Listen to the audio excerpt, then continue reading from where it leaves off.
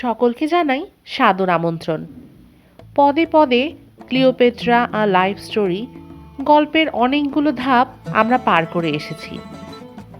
Cleopatra জন্ম পূর্বে মিশরের রাজনৈতিক অবস্থা, মিশরের রাজপরিবারের পারিবারিক অবস্থা, হাজারো প্রাসাদ ষড়যন্ত্রকে প্রতিদ্বন্দ্বিতায় ঘিরে থাকা ক্লিওপেট্রার রানী হয়ে ওঠা, পরবর্তীতে জুলিয়াস সিজারের আশ্রয়ে তার প্রাণপ্রিয় প্রেয়সী হয়ে ওঠা, তার মৃত্যু পরে ক্লিওপেট্রা ও তাদের সন্তানের আশ্রয়হীনতা, তাদের পুনরায় মিশরে ফিরে যাওয়া এবং পরবর্তীতে মিশরের হঠাৎই রাজনৈতিক পরিবর্তন এবং ক্লিওপেট্রার জীবনে মার্ক অ্যান্টনির আবির্ভাব।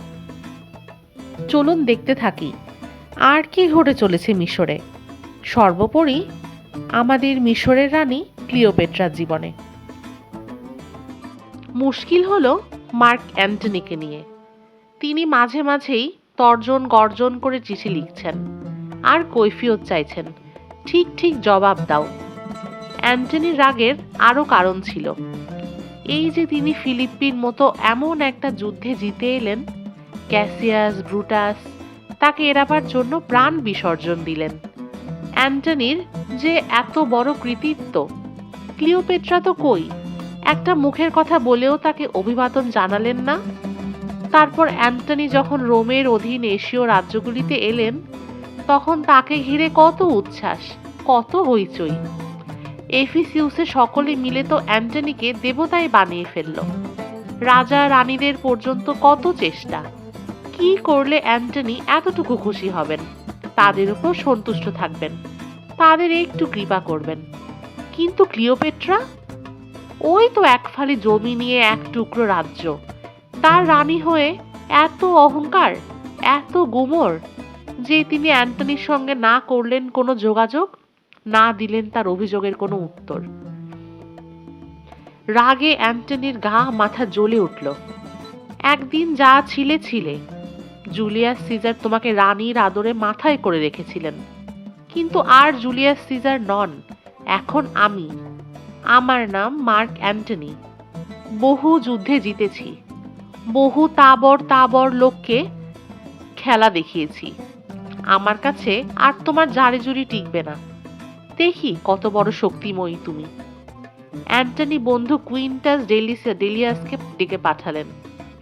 তাকে বললেন, চিঠি লিখে যখন কোনো ফল হলো না, তখন তুমি নিজেই একবার যাও দেখি, দেখব ক্লিওপেট্রার কত জোর আর আমার কত। তাকে গিয়ে বলো, কোনো দেরি না করে অবিলম্বে সে যেন এখন সিলিশিয়াতে এসে আমার সঙ্গে দেখা করে। কুইন্টাস ডেলিয়াস সঙ্গে সঙ্গে বেরিয়ে গেলেন। মিশরের রাজপ্রাসাদ। একটি প্রশস্ত সুসজ্জিত ঘরে মহার্ঘ আসনে বসে আছেন ক্লিওপেট্রা। অনতি দূরে একটি আসনে কুইন্টাস ডেলিয়াস দেখছেন, বেশি কথা বলছেন কম। এই রানী ক্লিওপেট্রা খুব সুন্দরী কি? কই না তো। তবে কিন্তু আশ্চর্যময়ী। চোখে মুখে বুদ্ধির দীপ্তি, কথায় ব্যবহারে বিস্ময়কর আভিজাত্য, ব্যক্তিত্বে কণ্ঠস্বরে সুরধ্বনি। আর ডেলিয়াস মনে মনে বললেন, অ্যান্টনি, যত বড় সেনাপতি হও না কেন, এখানে এলেই যে তুমি হাঁটু ভেঙে পড়বে, এ আমি দিব্য চক্ষে দেখতে পাচ্ছি। আমি তো তোমাকে চিনি, প্রাচ্য সফরে তোমার কাণ্ড কারখানা তো সবই দেখেছি। ডেলিয়াস খুঁটিয়ে দেখলেন ক্লিওপেট্রাকে। দেহে প্রতিটি বঙ্কিম রেখা কি নিপুণ নিখুঁত ভাবেই না ফুটে উঠেছে। আর ক্লিওপেট্রাও কি আশ্চর্য সচেতন, বিধাতার আশীর্বাদকে একেবারে মাথা পেতে নিয়েছেন। সাজ পোশাকে চলনে বলনে এতটুকু ত্রুটি নেই। অ্যান্টনি ডেলিয়াসকে দিয়ে যে সব কথা ক্লিওপেট্রাকে বলে পাঠিয়েছিলেন, ডেলিয়াস বেমালুম সেগুলো গিলে ফেললেন। পাগল, আমি এখন ক্লিওপেট্রাকে কড়া কথা বলি, আর অ্যান্টনি যখন ক্লিওপেট্রাকে দেখবেন, তখন সেগুলো অনেকগুলো হয়ে আমার কাছে আবার ফিরে আসুক আর কি, আমি এর মধ্যে নেই। ডেলিয়াস ক্লিওপেট্রাকে বললেন, আপনার কোনো ভয় নেই। অ্যান্টনি অতি ভদ্রলোক, মহৎ প্রাণ, আপনি তার কাছ থেকে মহান ব্যবহারই পাবেন। ডেলিয়াস আসন ছেড়ে উঠলেন। এবার তাকে যেতে হবে। দরজা পর্যন্ত গিয়ে আবার ফিরে দাঁড়ালেন। একটুখানি এগিয়ে এলেন। তারপর খানিকটা ইতস্তত করে সামান্য চাপা গলায় বললেন, অ্যান্টনির সঙ্গে যেদিন দেখা করতে যাবেন সেদিন আপনার সবচাইতে ভালো পোশাকটা পরবেন। হোমারের কাব্যে গ্র্যাস ট্রয়ের যুদ্ধে ইডা পর্বতে জুপিটারকে ভোলাবার জন্য জুনোকে অনুরোধ করা হয়েছিল, to go to Ida in her best attire. Dellius কাব্য করে ওই কথাটাই একটু ঘুরিয়ে ক্লিওপেট্রাকে অনুরোধ করলেন, to go to Chrysia in her best attire. Dellius চলে গেলেন। যেতে যেতে আপন মনে বললেন, অ্যান্টনির মাথায় আবার গোলমাল বাঁধল। আবার সেই মাতামাতি, আবার সেই হল্লা। অ্যান্টনির সঙ্গে যেদিন দেখা করতে যাবেন সেদিন আপনার সব চাইতে ভালো পোশাকটি পরবেন। ডেলিয়াসের এই কথাটি যতবারই মনে পড়ে ততবারই ক্লিওপেট্রার মুখখানা হাসিতে ভরে যায়। ক্লিওপেট্রার কতখানি ক্ষমতা ডেলিয়াস তার কতটুকু জানেন? জানবেন পরে, মাত্র কয়েকটা দিন পরেই।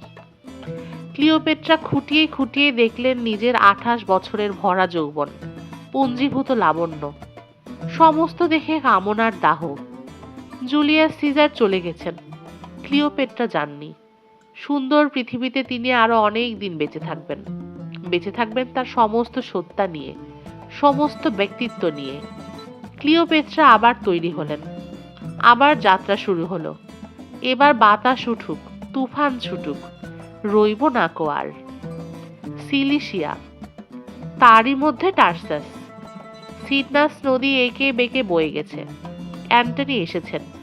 পরিধানে সেই চিরাচরিত অতি রস্য পোশাক, গায়ে ঢিলে জামা, কোটি দেশে বহু যুদ্ধের সাক্ষী তার বিখ্যাত অসি। প্রশস্ত বাজারে প্রকাশ্য দরবার বসেছে। বিচারকের আসনে বসেছেন অ্যান্টনি, ধর্মাধিকরণিক অ্যান্টনি। কত লোক আসছে, কত লোক যাচ্ছে। অ্যান্টনির দরবারের কত গৌরব, কত মহিমা। সূর্যদেব অস্ত গেলেন, দিনের আলো নিভে এলো, শীতল হাওয়া বয়ে গেল, সারাদিনের তাপ দগ্ধ জীবনে আরাম এলো। মানুষ শান্তি পেল।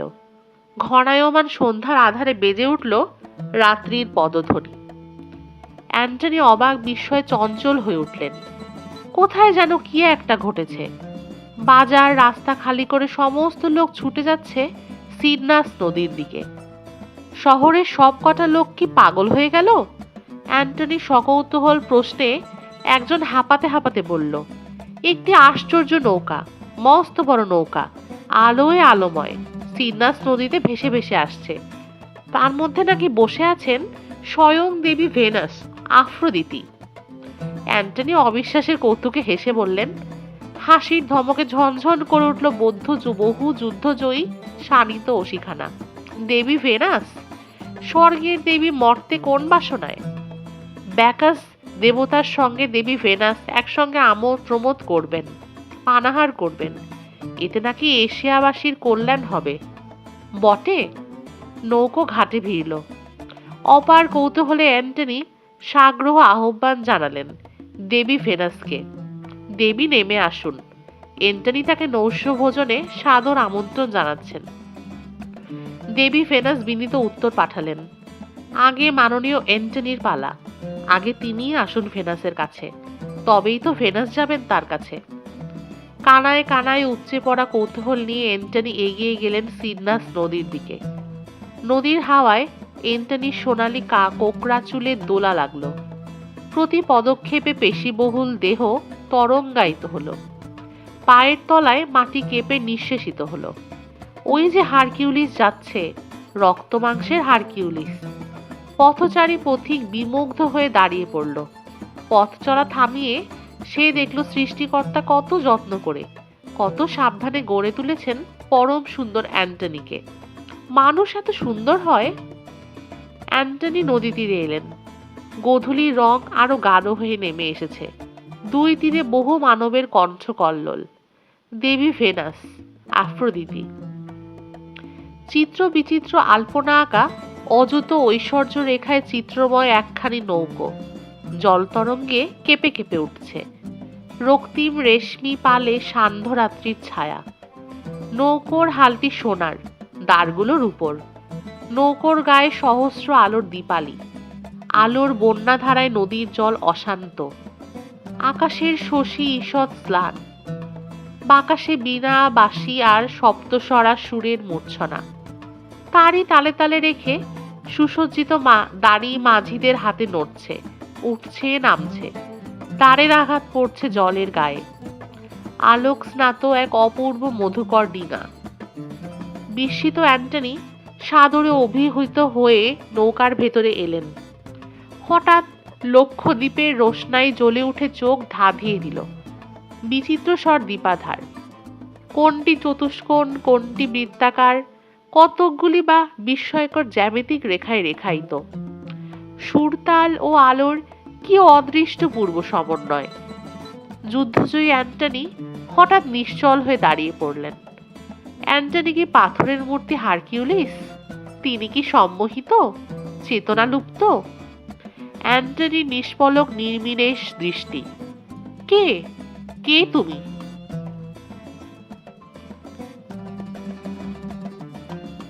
স্বর্ণখচিত বিচিত্র চন্দ্রা তপতলে কোমল রক্তিম মখমলের মহার্ঘ উদার শয্যা। তার ওপর অর্ধশায়িতা লীলায়িতা অনম্বরা নারীমূর্তি। তার চোখ দুটি নীল চোখে কামনার কালিদহ।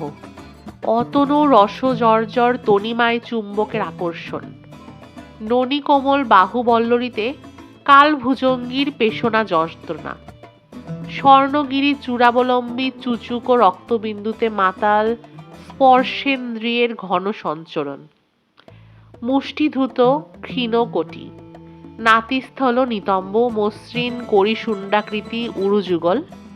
স্পন্দমান নাভি গহ্বর। তনুদেহে আবরণের আভাস মাত্র। বিস্ময় সাগরে তলিয়ে গেলেন বীর অ্যান্টনি। তলিয়ে গেল পরিহাস চটুল অ্যান্টনির পৌরুষ আর কৌতুক।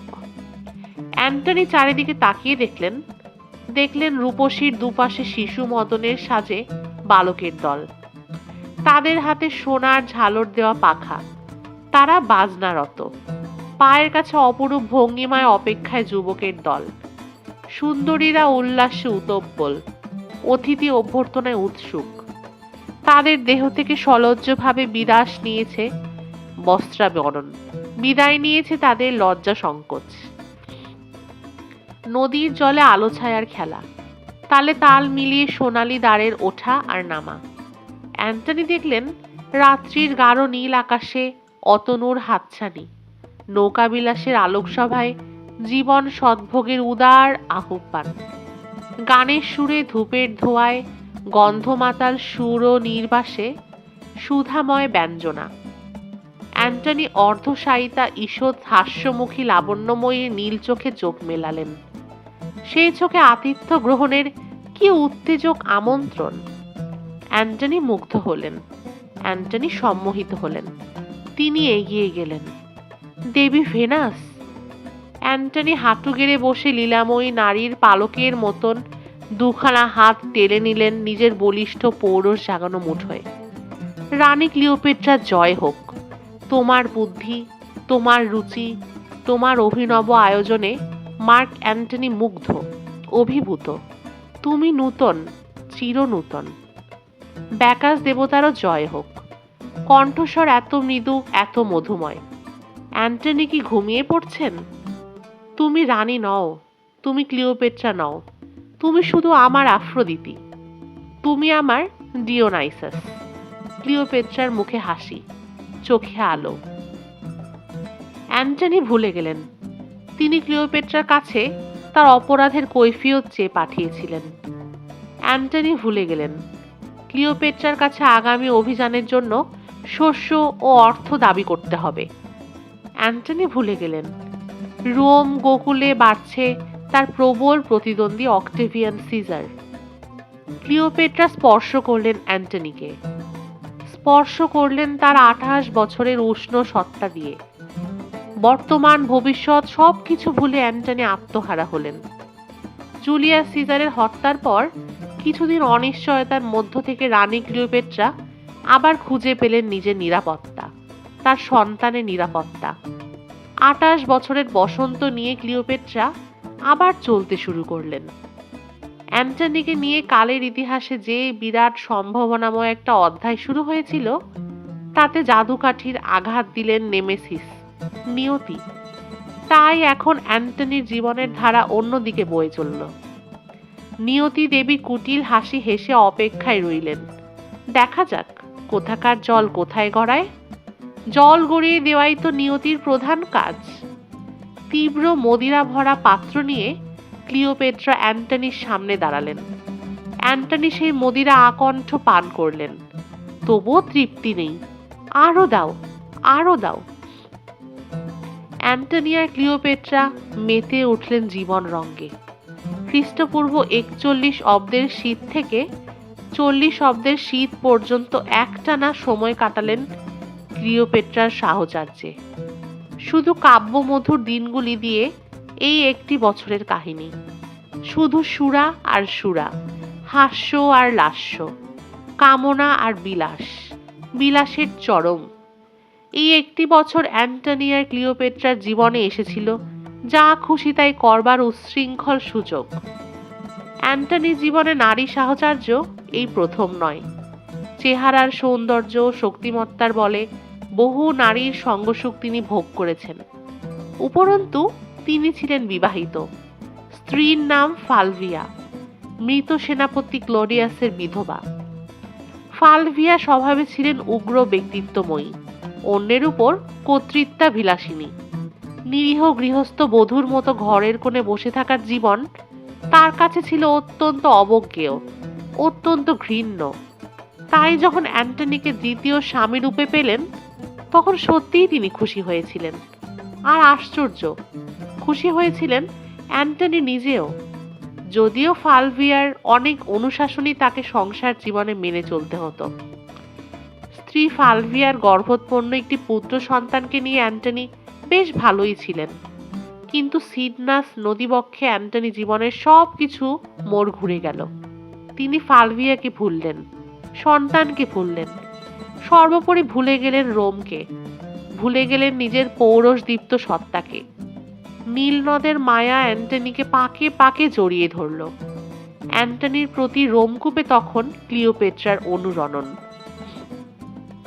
তাই রোম থেকে ঠিক এই সময়ে যখন খবর এলো ফালভিয়া স্বামীর হয়ে অক্টেভিয়ান সিজারের সঙ্গে অস্ত্র ও সৈন্য নিয়ে প্রবল প্রতিদ্বন্দ্বিতা করছেন, অন্যদিকে পার্থীয় সৈন্যদল সেনাপতি লেবিনাসের পরিচালনায় সিরিয়া আক্রমণের জন্য মেসোপটেমিয়ায় জমায়েত হয়েছেন, তখনও অ্যান্টনি নিজের বিপদের গুরুত্ব বুঝলেন না, বুঝতে চাইলেন না।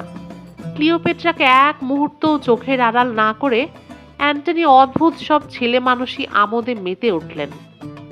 ক্লিওপেট্রা কি চেয়েছিলেন অ্যান্টনির কাছে? যে কোনো রাজ্যের রাজা বা রানীর জীবনে স্থিতি চাই, শক্তি চাই। ক্লিওপেট্রার জীবনে আর একটু বেশি দরকার ছিল, সেটি হলো তার নিরাপত্তা। মিশরের রাজবংশের রাজা রানীদের জীবনে নিরাপত্তার অভাবটাই ছিল সবচেয়ে বেশি। মিশরের রাজপরিবারে যে সব সামাজিক বিধি ছিল, বিশেষ করে বিবাহ সম্পর্কে যে নীতি, তাতে ভাই বোনে, মা ছেলেতে, কাকা জ্যাঠা, ভাইপো ভাইঝি অথবা মামা ভাগ্নির মধ্যে কোনো সংযত সম্পর্ক ছিল না। পরস্পরের মধ্যে ছিল না কোনো স্নেহের দাবি। তাই মিশরের রাজপরিবারে কেউ কারো কাছ থেকে কোনো আশ্বাস পেত না, কোনো সমর্থন দাবি করতে পারত না। যে কোনো দেশের, যে কোনো ইতিহাসে রাজনৈতিক স্বার্থের কাছে স্নেহের সম্পর্ক ধোপে টেকে না। স্নেহ ভালোবাসাকে তখন মনে হয় ভাব প্রবণতা। তাই ইতিহাসের ছাত্রছাত্রীরা অবাক হয় না যখন তারা দেখে সিংহাসনের লোভে বাপ ছেলেকে মেরে ফেলে, ছেলে মারে বাবাকে, ভাইয়ে ভাইয়ে বিরুদ্ধে ষড়যন্ত্র যুদ্ধ। একই বংশের ছেলেরা নিজেদের মধ্যে করে হানাহানি। তবুও তাদের মধ্যেও মাঝে মাঝে দেখা গেছে পরিবারের একজন আর একজনকে সাহায্য করছে। শ্বশুর করছে জামাইকে, মামা করছে ভাগ্নেকে, কাকা করছে ভাইপোকে, ভাইয়ের বিরুদ্ধে ভাই সাহায্য করেছে বাবাকে। মিশরের রাজপরিবারে কিন্তু এমন জিনিসটি কখনোই দেখা যায়নি। বিয়ের সম্পর্কে যেখানে সকলকার সম্পর্কই ছিল জটিল, এর ফল হয়েছে তিক্ত, বিষাক্ত। তাই মিশরের সিংহাসনে যিনি যখন বসেছেন, ছেলেই হোক আর মেয়েই হোক, সকলের আগে রক্ষা করতে চেয়েছেন নিজের প্রাণ, নিজের অস্তিত্ব। ক্লিওপেট্রাও তাই চেয়েছিলেন। তাদের বংশে অস্বাভাবিক অদ্ভুত বিবাহ রীতির ফলে ক্লিওপেট্রাকে পরপর বিয়ে করতে হয়েছিল তার চাইতে অনেক ছোট অপগণ্ড দুই ভাইকে।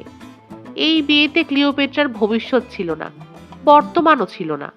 ষড়যন্ত্রের নিঃশেষণে ক্লিওপেট্রার অস্তিত্ব যখন প্রায় বিলুপ্তির পথে, তখন উদ্ধারকর্তা জুলিয়াস সিজারকে ক্লিওপেট্রা যদি অসামাজিকভাবেও কাছে টেনে থাকেন, তাতে কিন্তু তাকে দোষ দেওয়া যায় না।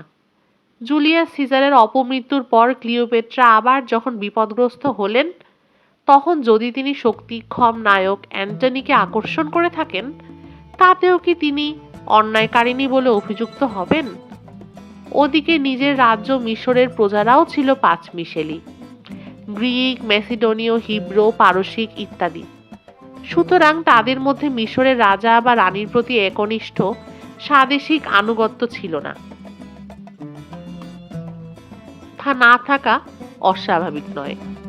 উপরন্তু আলেকজান্ডারের মিশর জয় করার পর থেকে মিশর তো বলতে গেলে রোমীয় ভাবধারাকেই গ্রহণ করেছিল। টলেমি বংশের প্রতিষ্ঠাতাই ছিলেন পুরোপুরি বিদেশি। রোমের শাসন চলত মিশরে। মিশর পালন করত রোমের নির্দেশ, রোমের আদেশ। এই পরিস্থিতিতে শক্তি বুদ্ধি দিয়ে রাজত্ব করার ক্ষমতা দ্বিতীয় ও তৃতীয় টলেমি ছাড়া টলেমি বংশের আর কোনো রাজা বা রানীর যোগ্যতায় কুলিয়ে ওঠেনি। মনে হয় ক্লিওপেট্রা যদি একজন সুস্থ, স্বাভাবিক ও যোগ্য পুরুষের সঙ্গে বিবাহিতা হতেন, তার কাছ থেকে আশ্বাস ও সাহায্য লাভ করতেন, তাহলে হয়তো তাকে নায়ক বা নায়কান্তরে দেহ মন সমর্পণ করতে হতো না। একজন রানীকে একাধিকবার নর্ম সহচরীর পদে আসীন হয়ে ভাগ্যের বিড়ম্বনা ভোগ করতে হতো না। হয়তো বা ক্লিওপেট্রা প্রজা রঞ্জনকারী রানী হিসাবে ইতিহাসের পাতায় স্থান করে নিতে পারতেন, কিন্তু তা হয়নি। ক্লিওপেট্রার জীবন নিয়ে তাই লোকের মনে শুধু হালকা কৌতূহলেরই সৃষ্টি হয়েছে। তাকে নিয়ে গল্প তৈরি হয়েছে, তার রূপ যৌবন নিয়ে উপাখ্যান গড়ে উঠেছে।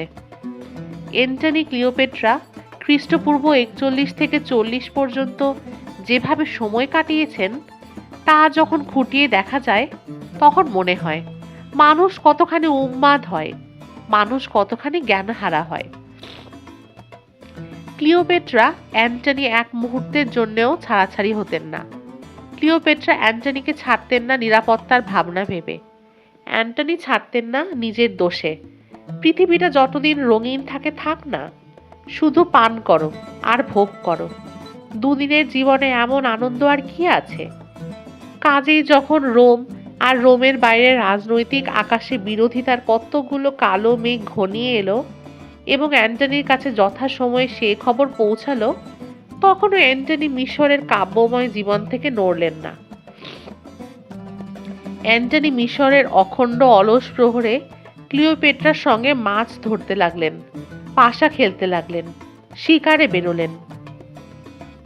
এমনকি অ্যান্টনি যখন শরীর ঠিক রাখবার জন্য দৈনিক ব্যায়াম অভ্যাস করতেন, তখনও ক্লিওপেট্রা সামনে এসে দাঁড়াতেন। অ্যান্টনি যখন অস্ত্র পরিচালনা করতেন, তখন ক্লিওপেট্রা তারিফ করতেন অ্যান্টনির অসি চালনায় ত্রুটিহীন কৌশলকে। ক্লিওপেট্রা প্রশংসা করতেন, আর অ্যান্টনি পুলকিত হতেন, ভাবতেন তার জীবন সার্থক, তিনি ধন্য। অন্যের মনোরঞ্জন করার অতুলনীয় ক্ষমতা ছিল ক্লিওপেট্রার। অ্যান্টনির মনে কখন কি ভাবের খেলা চলতো, সূক্ষ্ম দৃষ্টিসম্পন্ন ক্লিওপেট্রা তার মুখ দেখেই ধরে ফেলতেন। তাই অ্যান্টনি যখন গম্ভীর হতেন, বিষণ্ণতা নেমে আসতো ক্লিওপেট্রার মুখে। অ্যান্টনি খুশি হলে আনন্দের লহরী খেলে যেত ক্লিওপেট্রার সারা দেহে। দুটি বিপরীত চরিত্রের আবির্ভাব হয়েছিল ক্লিওপেট্রার জীবনে। জুলিয়াস সিজার ছিলেন ধীর স্থির, সূক্ষ্ম বুদ্ধিসম্পন্ন, জ্ঞানবৃদ্ধ। জুলিয়াস সিজারের সঙ্গে কথাবার্তায় ক্লিওপেট্রাও তাই ছিলেন সূক্ষ্ম কৌশলী। কিন্তু অ্যান্টনিকে প্রথম দৃষ্টিতে দেখেই ক্লিওপেট্রা বুঝেছিলেন যে অ্যান্টনি পরিহাসপ্রিয়, আমোদ প্রমোদ ও জীবন দর্শনে অপেক্ষাকৃত স্থূল, একটু বা অমার্জিত। ক্লিওপেট্রাও সঙ্গে সঙ্গে তার কৌশল পাল্টালেন। স্থূল আনন্দে তিনি অ্যান্টনির সঙ্গে রঙ্গরস করতে শুরু করলেন। ক্লিওপেট্রার মানুষ চেনার ক্ষমতা ছিল প্রখর। শুধু জীবনের শেষ অধ্যায়টিতে তিনি ঠকে গিয়েছিলেন, কিন্তু সে পরের গল্প। আলেকজান্দ্রিয়ার আকাশে রাত যখন গভীর হতো, তখন অ্যান্টনি ক্লিওপেট্রা এক নতুন খেলা খেলতেন। এক অদ্ভুত রসিকতায় রাজপথে ঘুরে বেড়াতেন। অ্যান্টনি জীর্ণ বস্ত্র পরিধান করে এক সামান্য ভৃত্যের বেশ ধারণ করতেন, আর ক্লিওপেট্রা হতেন এক অতি নগণ্যা ক্রীতদাসী। নিঝুম রাতে আলেকজান্দ্রিয়ার রাজপথে তারা নেমে আসতেন। এ রাস্তায় ও রাস্তায় তারা ঘুরে বেড়াতেন। গৃহস্থ বাড়ির দরজা জানালায় আঘাত করতেন। দরজা জানালায় আচমকা ধাক্কায় বাড়ির সকলে জেগে উঠত, ভয় পেত। অ্যান্টনি ক্লিওপেট্রা সেই দৃশ্য দেখে পরম আনন্দ পেতেন। তবে মাঝে মধ্যে এই কাজে কৌতূহলের ফলও তাদের ভোগ করতে হতো। দরজা জানালায় আঘাতরত ছদ্মবেশী অ্যান্টনি ক্লিওপেট্রা কোনো কোনো সময় যখন গৃহস্থদের কাছে হাতে নাতে ধরা পড়তেন, তখন তারা বড় কম লাঞ্ছিত হতেন না। তবুও অ্যান্টনি ক্লিওপেট্রা এ অস্বাভাবিক খেলা খেলতে ছাড়েননি। কোনো রানী বা রাজপুরুষের জীবনে এমন ধরনের কৌতুকের নজির বড় একটা চোখে পড়ে না। আমোদ প্রমোদের জন্য অ্যান্টনি ক্লিওপেট্রা যেমন নিত্য নতুন অভিনব সব উপায় আবিষ্কার করতেন, কৌশল উদ্ভাবন করতেন, তেমনি নানা সমিতিও স্থাপন করতেন। একটি সমিতির নাম ছিল ইনিমিটেবল লাইভার্স। প্রধান সদস্য ছিলেন অ্যান্টনি ক্লিওপেট্রা, আর ছিলেন অতি নিকট কয়েকটি বন্ধু। এমন বিচিত্র নামের অর্থ বোধ হয় যে এমনটি আর হয় না, অর্থাৎ যার কার্যকলাপ ছিল অনুকরণীয়। এই সমিতির প্রধান নিয়ম ছিল প্রত্যেক সদস্য পালা করে প্রতিদিন বাকি সদস্যদের ভোজন করাবেন। তাই হতো, এক একদিন এক একজন সদস্য আর সবাইকে খাওয়াতেন। খাওয়া দাওয়াটা কেমন ছিল একটা নমুনা দিলেই বোঝা যাবে। ফিলোটাস নামে একটি ছেলে তখন আলেকজান্দ্রিয়ায় ডাক্তারি পড়ত। এই বিচিত্র সমিতির নৈশ ভোজের আয়োজন দেখবার জন্য একদিন সে রাজপাচকের বিশেষ অনুমতি নিয়ে রান্নাঘরে প্রবেশ করল। তার মনের মধ্যে অপার কৌতূহল। রান্নাঘরে ঢুকে খাওয়া দাওয়ার আয়োজন দেখে সে তো হতভাগ, বিশেষ করে যখন দেখল আটটি বুনো শুয়োরকে রোস্ট করার জন্য তৈরি করা হচ্ছে। তখন আর সে চুপ থাকতে পারল না, বলেই ফেলল, আজকে বুঝি অনেক লোক খাবে, এতগুলো শুয়োর যখন। প্রশ্ন শুনে তো পাচক প্রধান হেসেই অস্থির। বেচারি ফিলোটাস, সাধারণ জীবনে অভ্যস্ত ফিলোটাস এই রাজা রাজরাদের ব্যাপার কি করে বুঝবে? পাচক হেসে বলল, 12 জনের বেশি নয়। হ্যাঁ, কিন্তু কে কখন খাবেন বলা তো যায় না। হয়তো অ্যান্টনি এলেন, কিন্তু এসে খেতে বসবেন তার কোনো মানে নেই। হয়তোবা মদ খেতে শুরু করবেন, আর তার সঙ্গে গল্প জুড়ে দেবেন। অথচ মাংসের রোস্ট তৈরি করে সঙ্গে সঙ্গে দিতে হবে, নইলে 1 মিনিট সময় এদিক ওদিক হলেই সব নষ্ট হয়ে যাবে। সব খাবার সব সময় তৈরি করেই রেখে দিতে হয়। কর্তা যখনই খান না কেন, টাটকা তৈরি খাবারটি দিতে হবে, বাকিগুলো বরবাদ হবে। তা বটে। ফিলোটাস সেই দিন শুধু চোখ বড় বড় করে 12 জন লোকের জন্য 500 জনের আয়োজন দেখেছিল। আর দেখেছিল কি সাংঘাতিক অপচয়। শুধু ফিলোটাস নয়, সমস্ত মিশরবাসী সেদিন দেখেছিল অ্যান্টনি ক্লিওপেট্রার যুগল উৎসবে কিভাবে টাকা খরচের স্রোত বয়ে দিয়েছিল। অ্যান্টনির মন যা চেয়েছিল একটিও কোনো দিকে না তাকিয়ে, কোনো বিবেচনার অবসর না রেখে তাই করেছিলেন। শোনা যায় ক্লিওপেট্রা নাকি একটি মাত্র ভোজন উৎসবে 90,000 পাউন্ড খরচ করেছিলেন। ক্লিওপেট্রা বেঁচে থাকতে হবে, নিজের দাবি, ছেলে সিজারিয়ানের দাবি নিয়ে তাকে বাঁচতে হবে। সুতরাং যতই না হোক না কেন, অ্যান্টনি খুশি হোক, অ্যান্টনি মন্ত্রমুগ্ধ হয়ে তার সঙ্গে মিশে থাকুক। মায়ে খেদানো বাপে তাড়ানো ছেলেদের মতো মিশরে অ্যান্টনির এইসব কাণ্ড কারখানার খবর পল্লবিত আকারে পৌঁছল রোমে।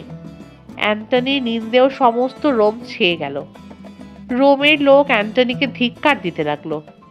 অ্যান্টনির মতো বীরপুরুষ কিনা শেষ পর্যন্ত একটা মেয়ের পায়ে ওই রকম করে মাথা গুঁজে দিল। আর সে যেমন ইঙ্গিত করছে অ্যান্টনি অমনি বাদর নাচ নাচছে। আরে ছি ছি! মিশরের যখন এই অবস্থা, অ্যান্টনি ক্লিওপেট্রা যখন হাওয়ায় ভেসে বেড়াচ্ছেন, ঠিক সেই সময় রোম থেকে দুটি সংবাদ এলো। সুসংবাদ নয়, দুঃসংবাদ। স্ত্রী ফালভিয়ার সঙ্গে অ্যান্টনির ভাই লুসিয়াসের মধ্যে বহুদিন ধরে ঝগড়াঝাটি চলছিল। পরে তাদের মধ্যে আবার মিল হয়ে গিয়েছিল। কিছুদিন আগে দুজন মিলিতভাবে অক্টেভিয়ান সিজারের বিরুদ্ধে যুদ্ধ ঘোষণা করেছিল। খবর পাওয়া যায় তারা শোচনীয়ভাবে হেরেছেন। এমনভাবে হেরেছেন যে অক্টেভিয়ান তাদের তাড়িয়ে নিয়ে একেবারে ইটালি থেকে বার করে দিয়েছেন। অন্য আরেকটি খবর, সেনাপতি লেভিনাসের নেতৃত্বে পার্থীয়রা ইউফ্রেটিস নদী ও সিরিয়া থেকে আরম্ভ করে একেবারে লিবিয়া ও আয়োনিয়া পর্যন্ত সমস্ত জায়গা ধ্বংস করে ফেলেছে। এতদিনে অ্যান্টনির টনক নড়ল। এবার তিনি বুঝতে পারলেন, এখনো যদি তিনি জেগে ঘুমিয়ে থাকেন তাহলে যে অবস্থা দাঁড়াচ্ছে এবং পরে যে অবস্থা দাঁড়াবে তাকে তাতে আর কোনোদিন কিছু করে খেতে হবে না। অ্যান্টনির যোদ্ধা সত্তা অনেকদিন বিস্মৃতির অন্তরালে চলে গিয়েছিল। এবার তা ফিরে এলো। অ্যান্টনি যুদ্ধের জন্য প্রস্তুত হলেন, পার্থীয় অভিযানে যাত্রা করলেন এবং ফিনিশিয়া পর্যন্ত পৌঁছলেন। আর ঠিক ওই সময় একখানে চিঠি পেলেন স্ত্রী ফালভিয়ার কাছ থেকে। ফালভিয়া বড় দুঃখে চিঠিখানা লিখেছিলেন। ইটালি থেকে পালিয়ে গিয়ে তাকে যে কত দুঃখ অভাবের সঙ্গে যুদ্ধ করতে হচ্ছে তার ঠিক নেই। অ্যান্টনির মতো যার স্বামী, তার কেন এত দুঃখ থাকবে? তাকে কেন এত পরাজয় লাঞ্ছনা সহ্য করতে হবে? অ্যান্টনি চিঠিখানা পড়ে খুব দুঃখিত, খুব চঞ্চল হয়ে উঠলেন। অ্যান্টনি তাড়াতাড়ি পার্থীয় অভিযান সাময়িকভাবে স্থগিত রেখে 200 জাহাজ নিয়ে ইটালির দিকে মুখ ফেরালেন। অনেক দিন পরে তার মনে পড়ল স্ত্রী ফালভিয়াকে। অ্যান্টনি শুনেছিলেন যে সবে ঘটে যাওয়া গৃহযুদ্ধের মূল কারণ নাকি ছিলেন ফালভিয়াই। তার উগ্র প্রকৃতি, রূঢ় ব্যক্তিত্ব, অশান্ত ব্যবহারেই নাকি বিরোধী পক্ষ ভীষণ ক্ষেপে গিয়ে সব তছনছ করে দিয়েছে। সব শুনে ফালভিয়ার ওপর অ্যান্টনির তো রাগ হলোই। কি বেয়াক্কেলে স্বভাব যে! যুদ্ধ বেঁধে গেল আর আমাকে সব ছেড়ে দিয়ে চলে আসতে হলো। অবশ্য ফালভিয়া যে অ্যান্টনিকে মিশরের কবল থেকে ফিরিয়ে আনবার জন্যই রোমে গোলমালটি লাগাননি, এমন কথাই বা কে জোর গলায় বলতে পারে? ফালভিয়া অধীর আগ্রহ নিয়ে স্বামীর সঙ্গে দেখা করার জন্য এগিয়ে আসতে লাগলো, কিন্তু পথে হঠাৎ অসুস্থ হয়ে পড়লেন। আর মাত্র কয়েকদিনের মধ্যেই সিসিয়নে ফালভিয়া মারা গেলেন। সেদিন ফালভিয়ার মৃত্যু অ্যান্টনির পক্ষে রাজনৈতিক আশীর্বাদ স্বরূপ হয়েছিল। কেননা এই মৃত্যুর ফলেই অ্যান্টনির সঙ্গে অক্টেভিয়ান সিজারের একটা মিটমাট হয়ে গেল। কারণ বাইরের দিক থেকে মনে হয়েছিল অক্টেভিয়ান সঙ্গে ফালভিয়ার ঝগড়া লাগিয়েছিলেন। সুতরাং তিনি যখন মারা গেলেন তখন আর কি দরকার গৃহবিবাদের, যে টানার? এতে তো কোনো পক্ষেরই কোনো লাভ নেই, বরঞ্চ ক্ষতি। আসলে তখন অ্যান্টনি অক্টেভিয়ান দুজনেই দুজনের সঙ্গে বন্ধুত্ব করবার জন্য উদ্গ্রীব হয়ে উঠেছিলেন। কারণ যে বিপদটা ইতিমধ্যে ঘনিয়ে আসছিল তাতে দুজনের অবস্থায় কাহিল হওয়ার উপক্রম হয়েছিল। বিপদটা ধোয়াচ্ছিল সেক্সটাস পম্পেয়াসের কাছ থেকে। জুলিয়াস সিজারের প্রবল প্রতিদ্বন্দ্বী, পরাজিত ও নিহত পম্পের ছেলে ছিলেন এই সেক্সটাস পম্পেয়াস। পম্পেয়াস ইতিমধ্যে সিসিলি অধিকার করে সেখানে বেশ শক্ত করে নিজেকে প্রতিষ্ঠা করেছিলেন। বন্ধুত্ব করেছিলেন তখনকার দিনের অতি ভীতিপ্রদ জলদস্যু সর্দার মেনাস আর মেনাক্রেটিসের সঙ্গে। মেনাসের পরিচালনায় সেক্সটাস পম্পেয়াসের নৈশক্তি অপরাজেয় হয়ে উঠেছিল। ইটালির গোটা তীরভূমিটাই কাঁপত মেনাস ও মেনাক্রেটিসের অনুচর জলদস্যুদের ভয়ে। এমন ভয় যে কোনো জাহাজ সহজে ওই জলপথ চলতে সাহস পেত না। ও পথে গেলে যে নির্ঘাত মৃত্যু, এ কথা সবাই জানত।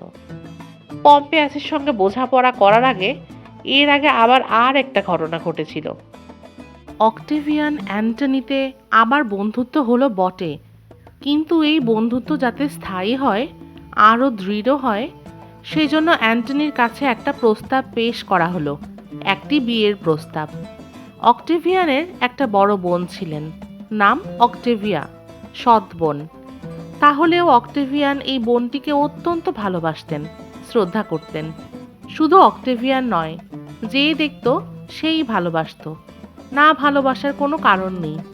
কেননা অক্টেভিয়া ছিলেন রূপে লক্ষ্মী, গুণে সরস্বতী। কেয়াস মার্সেলাসের সঙ্গে অক্টেভিয়ার বিয়ে হয়েছিল। মাত্র কিছুদিন আগে তিনি মারা গিয়েছেন। একদিকে সদ্য পতিহারা অক্টেভিয়া, অন্যদিকে সদ্য পত্নীহারা অ্যান্টনি। মনে হয় দুজনকে মিলিয়ে দেবার জন্যই যেন এর স্বামী ওর স্ত্রী মারা গিয়েছিলেন। সুতরাং গণ্যমান্য পরিজনরা এক বাক্যে বললেন, অ্যান্টনি অক্টেভিয়ার বিয়ে হোক। তাদের বিয়ের মাধ্যমে অ্যান্টনি অক্টেভিয়ানের বন্ধুত্ব স্থায়ী হোক, সার্থক হোক। রোমে নিয়ম ছিল, স্বামীর মৃত্যুর 10 মাসের মধ্যে বিধবা দ্বিতীয় বিয়ে করতে পারবে না। কিন্তু রোমের মঙ্গলের দিক থেকে অ্যান্টনি ও অক্টেভিয়ার বিয়ে হওয়াটা এতটাই প্রয়োজনীয় ছিল, যার জন্য সেনেট বিশেষ অনুমতি দিয়ে 10 মাস পার হওয়ার আগেই বিয়েটা ঘটিয়ে দিলেন। অ্যান্টনি বিয়ে করলেন অক্টেভিয়াকে।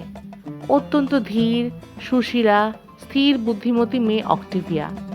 অ্যান্টনি কি ক্লিওপেট্রাকে ভুলে গেলেন? তিনি কি ভুলে গেলেন তার প্রচণ্ড আকর্ষণ, তার যৌবন মহিমা? ভোলেননি নিশ্চয়ই।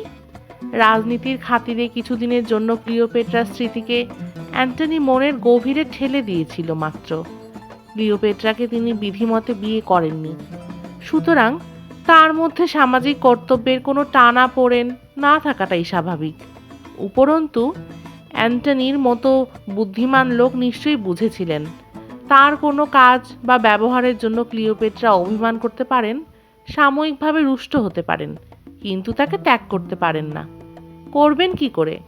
ক্লিওপেট্রা যে স্বপ্ন দেখেছেন একদিন অ্যান্টনি এক বিরাট প্রাচ্য সাম্রাজ্য গড়ে তুলবেন, আর সেই সাম্রাজ্যের সিংহাসনে বসবে পুত্র সিজারিয়ান। মা ক্লিওপেট্রার যে অনেক আশা। অ্যান্টনির পৌরষ, অ্যান্টনির শক্তি ছাড়া সে আশার প্রদীপ জ্বলবে কি করে? অ্যান্টনি ছাড়া ক্লিওপেট্রার যে কোনো গতি নেই, এ কথা অ্যান্টনি ছাড়া আর কে বেশি জানত? অক্টেভিয়াকে বিয়ে করতে গিয়ে তাই অ্যান্টনি রাজনীতির স্বার্থটাই আগে দেখলেন। তাছাড়া অক্টেভিয়াকে দেখে ভালোও লেগেছিল। বেশ নম্র মিষ্টি স্বভাবের মেয়ে, শান্তিদায়িনী, সুযোগ্যা, সহধর্মিণী। অ্যান্টনি ক্লিওপেট্রার কাছে পেয়েছেন অগ্নিদাহ, অক্টেভিয়ার কাছে শান্তিবাড়ি। অ্যান্টনি জীবনে দুটোর দরকারই ছিল। এবার অ্যান্টনি আর অক্টেভিয়ান তাদের মিলিত দৃষ্টি ফেলালেন পম্পেয়াসের দিকে। অক্টেভিয়ান ও অ্যান্টনি পম্পেয়াসের সঙ্গে কোনো শত্রুতা না করে বরঞ্চ বন্ধুত্ব করতে চাইলেন। সমুদ্রপথেই যখন তাদের যাওয়া আসা, তখন সমুদ্রে আর কোনো শত্রু না রাখাটাই বুদ্ধিমানের কাজ। পম্পেয়াসেরও কোনো আপত্তি ছিল না। তোমরা যদি ভালো হও তবে আমিও ভালো হব। অযথা শত্রুতায় কোনো পক্ষেরই কোনো লাভ নেই। তিনজনে একসঙ্গে মিলিত হবার জায়গা ঠিক হলো মাইসেনাম অন্তরীপে, সমুদ্রের ধারে একটি ছোট জায়গা। পম্পেয়াস এলেন জাহাজে করে, ওখানে এসে নোঙর ফেললেন। অ্যান্টনি অক্টেভিয়ান এলেন স্থলপথে, ওখানে এসে থামলেন। তিনজন তিনজনের হাত ঝাঁকালেন, তিনজন তিনজনের সঙ্গে ভালোভাবে কথা বললেন। তিনজনের মধ্যে শান্তি চুক্তি হলো। ঠিক হলো সেক্সটাস পম্পেয়াস সিসিলি আর সার্ডিনিয়া শাসন করবেন, কোনো আপত্তি নেই। তবে সমুদ্রের বুক থেকে জলদস্যুদের কিন্তু তাড়িয়ে দিতে হবে। সমুদ্র পথটাকে একটু নিশ্চিন্ত করতে হবে। আর একটা শর্ত, প্রতি বছর রোমের ভাণ্ডারে শস্য জমা দিতে পম্পেয়াস যেন ভুল না করেন। ঠিক আছে, পম্পেয়াসের কোনো আপত্তি নেই। পম্পেয়াস রিচ্চ চিস্টে অ্যান্টনি ও অক্টেভিয়ানকে একদিন খাওয়ার নিমন্ত্রণ করলেন। তিনজনের মধ্যে যে বন্ধুত্ব হলো তার প্রথম প্রমাণ এই নিমন্ত্রণ। অ্যান্টনি খুশি হয়ে বললেন, তুমি নিমন্ত্রণ করেছো, আমরা অবশ্যই যাব। আবার আমরা নিমন্ত্রণ করব, তুমি আসবে, এতে অতি ভালো প্রস্তাব। কিন্তু তোমার বাড়িটা কোথায়? কোথায় আমাদের খাওয়াবে? সেক্সটাস পম্পেয়াস বাঁকা চোখে একবার অ্যান্টনির দিকে তাকিয়ে দেখলেন। তারপর ঠোঁটের কোণে একটু হাসি খেলিয়ে বললেন, ওই যে জলের ওপরে দাঁড়িয়ে আছে। অ্যান্টনি দেখলেন পম্পেয়াস তার 6 সারির দাঁড় বিশিষ্ট বিরাট জাহাজখানা দেখাচ্ছেন। অ্যান্টনির বিস্মিত দৃষ্টি লক্ষ্য করে পম্পেয়াস বললেন, ওইটাই আমার বাড়ি। পম্পেয়াস তার বাবার কাছ থেকে একমাত্র ওই বাড়িটাই পেয়েছে। অ্যান্টনি একটু লজ্জা পেলেন। রোমে পম্পেয়াসের পিতার যে বিরাট প্রাসাদ বাড়িটি রয়েছে সেটি তো এখন অ্যান্টনিই দখল করে বসে আছেন। ছেলেকে তার ন্যায্য অধিকার থেকে বঞ্চিত করেছেন। অ্যান্টনি বুঝতে পারলেন পম্পেয়াসের এই জ্বালাময় কটাক্ষ ইচ্ছাকৃত এবং তারই উদ্দেশ্যে নিক্ষিপ্ত। জাহাজ থেকে সমুদ্র তীর পর্যন্ত একখানা দড়ির সিঁড়ি বা সাঁকো টাঙিয়ে দেওয়া হলো। অ্যান্টনি ও অক্টেভিয়ান তার উপর দিয়ে সোজা উঠে এলেন জাহাজের অভ্যন্তরে। তারা সাদর অভ্যন্তরিত হলো। পম্পেয়াস খাওয়ার আয়োজনে খুব ব্যস্ত ছিলেন। খাওয়ার শেষে আমেজ বাড়াবার জন্য পানীয়র ঢালাও ব্যবস্থা। অ্যান্টনির তো সোনার সোহাগা। তিনি প্রাণ ভরে পানীয় খেতে লাগলেন। তারই সঙ্গে চলতে লাগলো ক্লিওপেট্রার প্রেম সম্বন্ধে নানা রকমের চুটকি রসালো আলোচনা। অ্যান্টনি অক্টেভিয়ান দুজনকার কথা যখন বেশ জড়িয়ে এলো, চোখ বুঝে আধখানা হলো, তখন ভীষণ দর্শন জলদস্যু সর্দার মেনাস এসে দাঁড়ালো পম্পেয়াসের কাছে। কানের কাছে মুখ এনে ফিসফিস করে বলল, দেব নাকি সিঁড়ির দড়ি কেটে? তাহলে শুধু সিসিলি ও সার্ডেনিয়া নয়, গোটা রোম দুনিয়ার মালিক হবেন শুধু আপনি। ক্ষণিকের জন্য পম্পেয়াসের চোখ দুটো জ্বলে উঠল। তারপরে অতি শান্ত ঠান্ডা গলায় বললেন, মেনাস, আমাকে না জানিয়ে যদি কাজটা করতে তাহলে তোমার এই প্রস্তাবে আমার কোনো আপত্তি থাকতো না, কিন্তু এখন আর তা হয় না। আমি জেনে শুনে আমার নিমন্ত্রিত অতিথিদের কোনো ক্ষতি করতে পারবো না। আমি আতিথ্যের খেলাপ করব না। নেশায় বিভোর অ্যান্টনি আর অক্টেভিয়ান জানতেও পারল না তাদের মাথার ওপর সেদিন কি বিপদের খাড়া নেমে এসেছিল। পম্পেয়াসের সঙ্গে শান্তি চুক্তি হয়ে যাবার পর অ্যান্টনি সেনাপতি ভেন্টিভিয়াসকে সেনাবাহিনী দিয়ে পাঠালেন এশিয়ায় যুদ্ধমুখ পার্থীয়দের অগ্রগতিকে বাধা দিতে হবে। অ্যান্টনি নিজে থাকলেন রোমে। সেখানে রাজ্যের শাসনতন্ত্রের যাবতীয় গুরুত্বপূর্ণ কাজে তিনি অক্টেভিয়ানের সঙ্গে সহযোগিতা করতে লাগলেন। প্রথম প্রথম দুজনেই মহা উৎসাহে দুজনের কাজের তারিফ করতে লাগলেন। পরস্পরকে ধন্যবাদ দিলেন। কিন্তু কদিন পর বন্ধুত্বের যেখানে গোড়া নেই সেখানে আগায় জল ঢেলে তো লাভ হয় না। অ্যান্টনি বুঝতে পারলেন অক্টেভিয়ান প্রতি পদক্ষেপে অ্যান্টনির সঙ্গে প্রতিদ্বন্দ্বিতা করার চেষ্টা করছে, আর প্রতি কাজেই তিনি অ্যান্টনির চাইতে এক ধাপ এগিয়ে থাকছেন। অ্যান্টনির এই চিন্তায় ঝড়ে আবার কুটো জোগাতে লাগলেন এক মিশরীয় গণঠাকুর। তিনি অ্যান্টনির কপাল গুনে বললেন, অ্যান্টনি যতদিন অক্টেভিয়ানের সংস্পর্শে থাকবেন ততদিন তার উন্নতি হবে না। তিনি সর্ববিষয়ে অক্টেভিয়ানের চাইতে পিছিয়ে পড়বেন। গণঠাকুর কি আর এমন বেশি বলেছেন? অ্যান্টনি নিজেই তো হাড়ে হাড়ে এই কথা বুঝতে পারছেন। দেখা যাক কি হয়। একটা বিশ্রী আলেয়াটিতে অ্যান্টনির দিন কাটতে লাগলো। শেষ পর্যন্ত আর চুপ করে থাকতে পারলেন না। রোম থেকে চলে যাওয়াই স্থির করলেন। অক্টেভিয়ানের ওপর রোমের শাসন ভার ছেড়ে দিয়ে অ্যান্টনি অক্টেভিয়াকে সঙ্গে নিয়ে গ্রিসের দিকে পাড়ি দিলেন। সঙ্গে একটি ফুলের মতো শিশু। অ্যান্টনি অক্টেভিয়ার প্রথম সন্তান, একটি মেয়ে। গোটা শীতকালটা অ্যান্টনি এথেন্সেই রইলেন। এখানে একটা ভালো খবর পাওয়া গেল যে ডেন্টিডিয়াস পার্থীয়দের পরাস্ত করেছে এবং ওই যুদ্ধের পার্থীয় অধিনায়ক সে লেবিনাস ও আরও কয়েকজন শত্রু সেনাপতি মারা গিয়েছে। অ্যান্টনি আনন্দে 2 হাত তুলে খানিকটা নেচে নিলেন। তারপর একটা বিরাট ভোজ দিলেন। শহর জুড়ে সমস্ত বন্ধুজনকে নিমন্ত্রণ জানিয়ে সে এক তুলনাহীন ভোজ।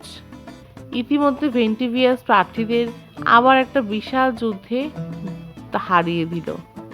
সেই যুদ্ধে প্রার্থীয় যুবক প্যাকোনাস মারা গেলেন। প্রার্থীয়দের এমনভাবে এর আগে কেউ হারাতে পারেনি। অ্যান্টনি ডেন্ডিডিয়াসকে যথাসাধ্য পুরস্কার ও সম্মান দিলেন।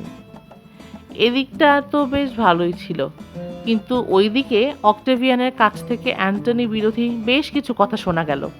অ্যান্টনি অক্টেভিয়ানের উপর রেগে গেলেন। তারপর 300 জাহাজ নিয়ে প্রথমে ইটালি, তারপর ট্যালেন্টাসে গিয়ে উপস্থিত হলেন। স্ত্রী অক্টেভিয়াও স্বামীর সঙ্গে ট্যালেন্টিয়াসে চলে এলেন। অক্টেভিয়া এর মধ্যে দ্বিতীয় মেয়ের জন্ম দিয়েছেন, কিন্তু তার মন অত্যন্ত খারাপ। একদিকে প্রিয় ভাই, অন্যদিকে প্রিয়তম স্বামী, এই দুজনের মধ্যে যে বিরোধের ঘনঘটা ঘনিয়ে আসছিল, তার ভবিষ্যৎ ভেবে অক্টেভিয়ার রাতের ঘুম দিনের খাওয়া বন্ধ হয়ে গিয়েছিল। এই বিবাদকে তিনি কি করে মেটাবেন? ভাই আর স্বামী, এই দুইজনের মাঝখানে বোন বেচারির দুর্ভাগ্যই সব চাইতে বেশি। অক্টেভিয়ার অবশেষে মন স্থির করলেন, মনে সাহস আনলেন। তিনি ভাইয়ের সঙ্গে দেখা করলেন, তাকে অনেক রকম বুঝিয়ে স্বামী ও ভাইয়ের দুজনের মধ্যে মধ্যস্থতা করে দুজনকে মিলিয়ে দিলেন। অক্টেভিয়ান ও অ্যান্টনির মধ্যে পুনরায় বন্ধুত্বের সম্পর্ক স্থাপন হলো। অক্টেভিয়ান ও অ্যান্টনির মধ্যে চুক্তি হলো যে অক্টেভিয়ান কিছু সৈন্য দেবেন, প্রতিদানে অ্যান্টনি অক্টেভিয়ানকে দেবেন খানকতক যুদ্ধ জাহাজ। সব কিছু মিটমাট হয়ে যাওয়ার পর অক্টেভিয়ান তৈরি হলেন পম্পেয়াসের বিরুদ্ধে সিসিলি জয় করার জন্য, আর অ্যান্টনি প্রস্তুত হলেন পার্থিয়ার বিরুদ্ধে চরমভাবে জয়লাভের জন্য। অ্যান্টনি ওখানে অক্টেভিয়া ও তার বাচ্চা মেয়ে দুটিকে রেখে এশিয়ার দিকে রওনা হলেন। অক্টেভিয়ার ওপর আরও একটা দায়িত্ব পড়ল, সেটি হলো নিজের সন্তান দুটি ছাড়া অ্যান্টনি ফালভিয়ার সন্তান কটিরও ভার নেওয়া। অ্যান্টনি অক্টেভিয়ার ওপর অন্তঃপুরে সব কিছুর ভার চাপিয়ে সংসার সম্বন্ধে একেবারে নিশ্চিন্ত হয়ে এশিয়ার পথে সিরিয়ায় পাড়ি জমালেন। এরপর আবার শুরু হলো নাটক। এশিয়ার মাটিতে পা দিয়েই অ্যান্টনি যেন অস্থির হয়ে উঠলেন। ক্লিওপেট্রাকে বড় দেখতে ইচ্ছা করছে। ক্লিওপেট্রাকে তো তিনি ভোলেননি। উন্মাদনা ভরায় সে জীবন, মিশরের নানা রঙের সেই দিনগুলি, আর যেই ভুলুক অ্যান্টনি ভুলবেন না, ভুলতে পারেন না। ক্লিওপেট্রা আবার তার কাছে আসুক, আবার মেলে ধরুক তার আদিম শ্লুষ্মা মণ্ডিত বিদ্যুৎ ঝলমল দেহবল্লরী। অক্টেভিয়া মাটির প্রদীপ হয়ে থাকুক গৃহকোণে, স্নিগ্ধ করুক অ্যান্টনির গার্হস্থ্য জীবন। কিন্তু এই জীবনে আর কেউ নয়, শুধু অগ্নিময়ী ক্লিওপেট্রা। অ্যান্টনি দূত পাঠালেন মিশরের দরবারে। তুমি এসো ক্লিওপেট্রা, অ্যান্টনি তোমার অপেক্ষায় অস্থির হয়ে বসে আছে, তুমি এসো। অ্যান্টনি মিশরকে কাছে টানার চেষ্টা করেছিলেন আরও একটি কারণে, শস্য চাই। পার্থীয় অভিযানে বহু সৈন্যের মুখে খাদ্য জোগাতে হবে, সেই ভার মিশরের। মিশর শস্য জোগাবে। ক্লিওপেট্রা অ্যান্টনির সাদর আহ্বানের প্রতীক্ষাতেই ছিলেন। সেই কবে অ্যান্টনি দেশে ফিরে গিয়েছেন, তারপর অক্টেভিয়ানের সঙ্গে নতুন করে বন্ধুত্ব পাঠিয়েছেন, অক্টেভিয়াকে বিয়ে করেছেন, তাকে দুটি সন্তান দিয়েছেন। এই সব খবরই যথাসময় ক্লিওপেট্রার কানে এসে পৌঁছেছে। ক্লিওপেট্রা অভিমান করেছেন, আবার নিজের পরিণাম চিন্তা করে বিষণ্ণ হয়ে উঠেছেন। অ্যান্টনির মন থেকে যদি সিডনাস নদীর ছবি, আলেকজান্দ্রিয়ার রাতের স্মৃতি ফিকে হয়ে আসে, তাহলে তার আর কি উপায় থাকবে? নিজের সব কিছু দিয়েই তো ক্লিওপেট্রা অ্যান্টনিকে ভুলিয়েছিলেন, নিজের অদৃষ্ট সম্বন্ধে নিশ্চিত হয়েছিলেন। কিন্তু তখন কি হবে? অ্যান্টনি ফিরে আসবে তো? তাই শেক্সপিয়ারের নাটকে রোম থেকে আগত দূতকে ক্লিওপেট্রা বারবার জিজ্ঞেস করেছেন, অক্টেভিয়াকে কেমন দেখতে? সে কি সুন্দরী, দীর্ঘাঙ্গী, মৃদুভাষিনী? অভিমান হয়েছিল, ভয়ও পেয়েছিলেন। তবু না রানী ক্লিওপেট্রার মনের কোণে কেমন যেন একটা বিশ্বাস ছিল, অ্যান্টনি ফিরে আসবেই। স্থূল রসের রসিক অ্যান্টনি, তার কাছে বুদ্ধিমতী ক্লিওপেট্রা নিজেকে স্থূলভাবেই লুটিয়ে দিয়েছিলেন। অ্যান্টনির লোভকে তিনি তীব্রতর করে তুলেছিলেন। লোভী অ্যান্টনি, দুর্নিবার অ্যান্টনি ক্লিওপেট্রাকে কখনো ভুলতেই পারেননি। অক্টেভিয়াকে অ্যান্টনি সম্মান করেন, ক্লিওপেট্রাকে তিনি ভালোবাসেন। এমন লক্ষ্মী, আর একজন উর্বশী। তাই ক্লিওপেট্রাকে দেখলে অ্যান্টনি উদ্দাম হয়ে ওঠেন। সেই উদ্দাম আবেগেই তিনি ক্লিওপেট্রাকে ডেকে পাঠালেন। ক্লিওপেট্রা এলেন, কতদিন পরে দেখা। সেই 4 বছর আগে খ্রিস্টপূর্ব 40 অব্দে অ্যান্টনি ক্লিওপেট্রার কাছ থেকে বিদায় নিয়ে মিশর ছেড়েছিলেন। আর এখন খ্রিস্টপূর্ব 36 অব্দ। খ্রিস্টপূর্ব 40 অব্দে অ্যান্টনি চলে যাওয়ার পরেই ক্লিওপেট্রা জন্ম দিয়েছিলেন 2টি যমজ সন্তানের, একটি ছেলে একটি মেয়ে। বাবা অ্যান্টনি এই প্রথম সন্তান দুটিকে দেখলেন। ক্লিওপেট্রা ছেলের নাম রেখেছিলেন আলেকজান্ডার হেলিয়াস, মেয়ের নাম ক্লিওপেট্রা সেলেন। ছেলে সূর্যের প্রতীক, মেয়েটি চন্দ্রের। প্রথম কয়দিন আর রাত কোন দিক দিয়ে কেটে গেল তার কোনো হিসাব অ্যান্টনি বা ক্লিওপেট্রা রাখতে পারলেন না। তাদের শুধু মনে হলো নীল আকাশের গায়ে উড়ে যাওয়া বলাকার মতোই তাদের জীবন, ঝড় নেই, চিন্তা নেই। অ্যান্টনি মেতে উঠলেন ক্লিওপেট্রাকে নিয়ে। বলো ক্লিওপেট্রা, তোমার আর কি চাই? ফিনিসিয়া, কলিসিরিয়া, সাইপ্রাস, এই সব কয়টি রাজ্য তোমার। আরও দিচ্ছি সিলিসিয়া ও জুডিয়ার এতটা, আর আরবের এই অংশটাও তোমার। এত বড় রাজ্যের অধীশ্বরী শুধু তুমি, আমার ক্লিওপেট্রা, আমার রানী। বলো, তুমি খুশি হয়েছ?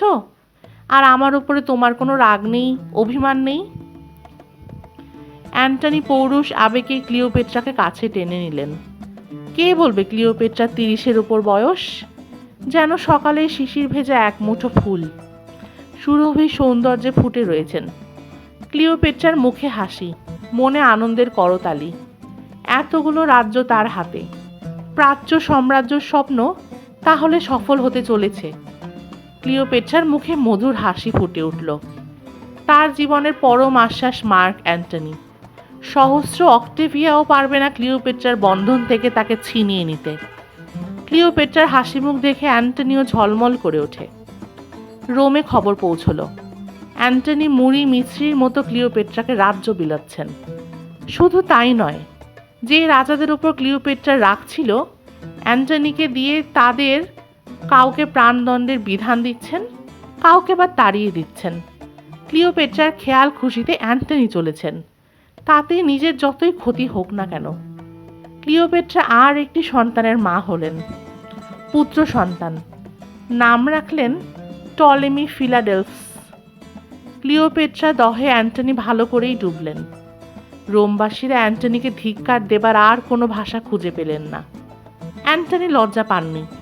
হারকিউলিসের বংশ তো বাড়বেই। দেশ বিদেশের ছেলেরা গর্ব করবে, হারকিউলিসকে নিজেদের পূর্বপুরুষ বলবে। তবেই না হারকিউলিসের জয়। হারকিউলিসের মতো বীর কখনো একটিমাত্র জায়গায় নিজেকে সংকুচিত করে রাখতে পারে না। পৃথিবীর ইতিহাসে তিনি যে তাহলে সংক্ষিপ্ত হয়ে যাবেন। তাই তো অ্যান্টনির ফ্যালভিয়া ছিলেন, অক্টেভিয়া আছেন, সবার ওপরে আছেন ক্লিওপেট্রা। বিভিন্ন জনপদে অ্যান্টনির বংশধরেরা হারকিউলিস অ্যান্টনির জয়গান গাইবে। এতে রোমবাসীর এত ধিক্কারের কি আছে? অ্যান্টনি ভেবে পান না। অবশ্য লোকের কথায়, লোকের নিন্দেতে অ্যান্টনি কখনোই কান পাতে না, ওসব তিনি গ্রাহ্য করেন না। এরপর অ্যান্টনি ক্লিওপেট্রাকে সঙ্গে নিয়ে ইউফ্রেটিস নদী পর্যন্ত এগিয়ে গেলেন। তারপর সিরিয়ার ভেতর দিয়ে আরও কিছু দূর এগিয়ে ক্লিওপেট্রা অ্যান্টনির কাছ থেকে যেসব নতুন রাজ্যগুলো পেয়েছেন সেগুলি দেখে আবার ফিরে গেলেন। ক্লিওপেট্রা ফিরে এলেন মিশরে। ক্লিওপেট্রার মনে এখন অনেক আশা, কাজে এখন অনেক উৎসাহ। মিশরের মুদ্রায় দেখা গেল খোদাই করা অ্যান্টনির মুখ, অবশ্য রাজা হিসেবে নয়, কল্যাণকৃত বন্ধু নায়ক হিসেবে। ক্লিওপেট্রা অ্যান্টনিকে পাকে পাকে জড়িয়ে ধরলেন। এবার আবার আরম্ভ হলো পার্থীয় অভিযান। অ্যান্টনি এক বিরাট সেনাবাহিনী নিয়ে আরব ও আর্মেনিয়ার ভিতর দিয়ে যাত্রা শুরু করলেন। অধীনস্থ রাজারা প্রচুর সৈন্য ও অন্যান্য সাহায্য পাঠালেন। শীতকাল, ভীষণ ঠান্ডা, তার উপর আবার বৃষ্টি। ফল হলো বিস্ময়। অ্যান্টনি ঠিক করলো ক্লিওপেট্রা ও অ্যান্টনি সমস্ত শীতকালটা আবার একসঙ্গেই কাটাবে। অভিযানের পেছনে যে নিষ্ঠাটুকু থাকা দরকার ছিল তাতে যথারীতি টান পড়ল। যে সময় যুদ্ধ আরম্ভ করার কথা তার অনেক আগেই তাড়াহুড়ো করে অ্যান্টনি যুদ্ধ আরম্ভ করে দিলেন। নিজের বুদ্ধি, বিশ্বাস সব কিছু হারিয়ে অ্যান্টনির তখন একমাত্র উদ্দেশ্য কোনো রকমে যুদ্ধ শেষ করে ক্লিওপেট্রার একান্ত সঙ্গোপনে আশ্রয় নেওয়া। পরিণতিতে যা স্বাভাবিক তাই হলো। মিডিয়া রাজ্যের রাজা ফ্রায়াটিস প্রচণ্ড আক্রমণে অ্যান্টনির সেনাপতি সৈন্য সব তছনছ হয়ে গেল। ফ্রায়াটিস আগেই খবর পেয়েছিলেন অস্ত্রশস্ত্র নিয়ে যেভাবে গুছিয়ে আসা উচিত ছিল, অ্যান্টনি সেভাবে আসেননি। তাড়াহুড়ো করে অনেক কিছুই পেছনে ফেলে এসেছেন। ফ্রায়াটিস এই সুযোগে অ্যান্টনিকে একেবারে নাজেহাল করে দিলেন। অ্যান্টনির 1010 সৈন্য মারা গেল আর অসংখ্য সৈন্য বন্দী হলো। অ্যান্টনি প্রমাদ গুনলেন।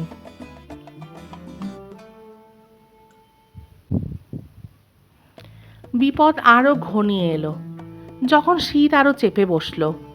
এরই সঙ্গে যোগ দিল দুর্ভিক্ষ ও অনাহার। অ্যান্টনি ধৈর্য বা সাহস হারালেন না। অনাহারে দুর্বল রোগগ্রস্ত সৈন্যদের নিয়ে সূর্যের পরাকাষ্ঠা দেখালেন।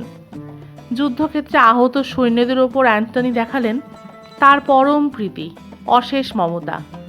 মুমূর্ষু সৈন্যদের কাতরোক্তিতে অ্যান্টনির চোখ জলে ভরে উঠতে লাগলো।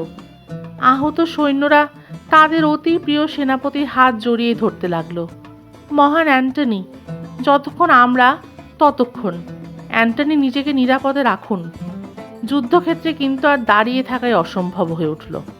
ফ্রায়াটিসের নেতৃত্বে পার্থীয়রা চারিদিক থেকে অ্যান্টনির সেনাবাহিনীর ওপর আক্রমণ চালালো। মুখোমুখি হাতাহাতি যুদ্ধ হলো। ওদিকে খাদ্যের অভাব দুর্নিবার হয়ে দেখা দিল। প্রচুর সৈন্য অনশনে মারা গেল, আবার যা তা খেয়ে অনেক সৈন্য শেষ শয্যা নিল। যুদ্ধক্ষেত্রে খাদ্যের অভাবের চাইতে ভয়াবহ আর কিছু নেই। আর সব চাইতে ভয়াবহ হলো জলের অভাব। অ্যান্টনি আর তার সেনাবাহিনী পার্থীয়রা এমনভাবে ঘিরে ধরল যে এই বুর্জ থেকে অ্যান্টনি শুধু একটু পালাবার পথ খুঁজতে লাগলেন। জল নেই, খাদ্য নেই, শুধু শত্রুর আক্রমণ, রোগ, মৃত্যু আর হতাশা।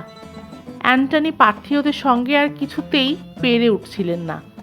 অশেষ বিপদ কষ্ট সহ্য করে অবশেষে অ্যান্টনি এসে পৌঁছালেন মিডিয়া ও আর্মেনিয়া রাজ্যের মাঝখানে, আরেক্সাস নদীর ধারে। এখানে এসে বিধ্বস্ত সেনাবাহিনী যেন একটু হাঁপ ছেড়ে বাঁচল। অ্যান্টনি খতিয়ে দেখলেন তিনি 20,000 পদাতিক আর 4,000 অশ্বারোহী সৈন্য হারিয়েছেন। এত হারানোর দুঃখেও অ্যান্টনি ভুলতে পারলেন না ক্লিওপেট্রাকে। ক্লিওপেট্রাকে দেখার জন্যই তিনি এগিয়ে যাওয়ার চেষ্টা করলেন সমুদ্রের ধারে, সাইডন ও বেরিটাসের মধ্যবর্তী হোয়াইট ভিলেজ নামে একটি জায়গায়। কথা ছিল সেখানেই আসবেন ক্লিওপেট্রা। ক্লিওপেট্রার সাথে অ্যান্টনির সাক্ষাৎ হবে। অ্যান্টনি মনে প্রাণে এতদূর অস্থির হয়ে উঠেছিলেন যে তীব্র শীত তুষার ঝড়কে উপেক্ষা করেই তিনি সেনাবাহিনী নিয়ে হোয়াইট ভিলেজের উদ্দেশ্যে বেরিয়ে পড়লেন। একই পার্থীয়রা যুদ্ধে প্রচুর সৈন্য মারা গেছে, তার উপর উপযুক্ত সময় আসার আগেই বেরিয়ে পড়াতে শীতে হিম হয়ে আরও 8,000 সৈন্য মারা গেলেন। এতগুলো লোকের প্রাণহানি একেবারে অনর্থক। ক্লিওপেট্রাকে দেখার তাড়াতেই অ্যান্টনি 8,000 সৈন্যকে এইভাবে মৃত্যুর মুখে ঠেলে দিলেন। শীতের তীব্রতা কমে যাওয়া পর্যন্ত অপেক্ষা করলে অ্যান্টনিকে এই দুঃসময়ে এতখানি ক্ষতিগ্রস্ত হতে হতো না। যার জন্য এত তাড়াহুড়ো করে আসা, হোয়াইট ভিলেজে এসে কিন্তু দেখা গেল সেই ক্লিওপেট্রা তখনও এসে পৌঁছাননি। অ্যান্টনি হতাশ হয়ে পড়লেন। ক্লিওপেট্রা না আসা পর্যন্ত অ্যান্টনি খেতে বসতে শুতে কোনো স্বস্তি পেলেন না। তিনি জানতেন ভারাক্রান্ত মন ক্লিওপেট্রার স্পর্শে নতুন করে উৎসাহ পাবে, জীবন পাবে। অবশেষে ক্লিওপেট্রা এলেন।